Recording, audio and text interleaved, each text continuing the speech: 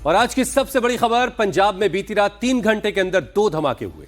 ये दोनों धमाके सुरक्षा बलों के हाई सिक्योरिटी जोन में हुए हैं। अब तक की जांच में जालंधर और अमृतसर दोनों ही जगहों पर धमाकों में आईईडी एक्सप्लोजिव डिवाइस के इस्तेमाल की बात कही जा रही है। पहला धमाका जालंधर में बीएसएफ हेडक्वार्टर के बाहर हुआ, जबकि दूसरा धमाका अमृतसर में आर्मी कैंप के पास हुआ। और पहली रात 8:15 जालंधर में एक डिलीवरी बॉय की स्कूटी में धमाका होता है और ये स्कूटी बीएसएफ हेडक्वार्टर के बाहर खड़ी थी। अचानक से धमाके के साथ स्कूटी में आग लग गई।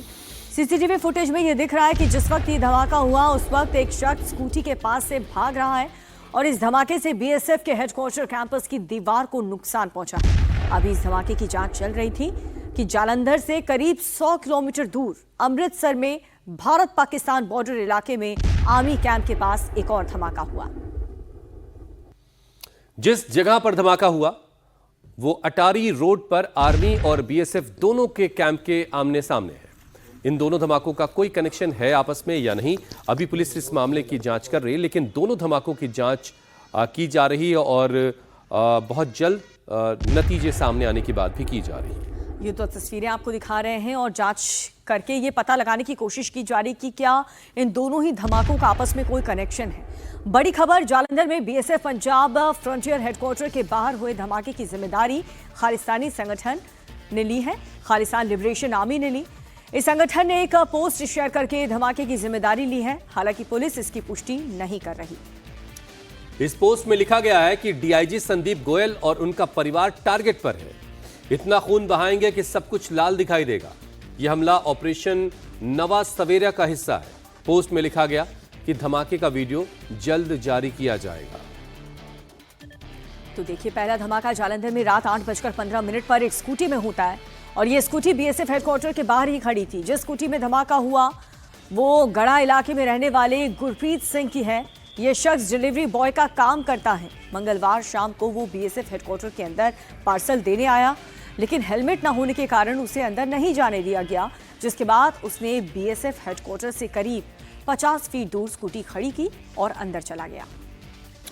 और इसी दौरान बाहर स्कूटी में धमाका हो गया। गनीमत यह है, राहत की बात यह है कि इस धमाके में न कोई हताहत हुआ है, न कोई जख्मी हुआ है, लेकिन शुरुआती जांच में आईईडी एक्सप्लोजिव के इस्तेमाल की बात की जा रही है।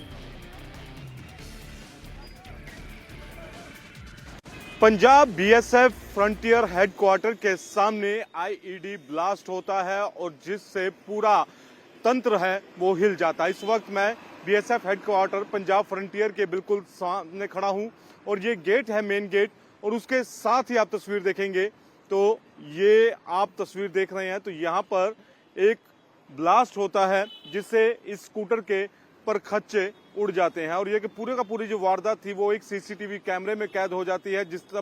जब ये ब्लास्ट होता है तो धुएं का गुबार उठता है और ये जो उसके पार्ट्स हैं वो इधर उधर बिखरते हुए दिखाई देते हैं।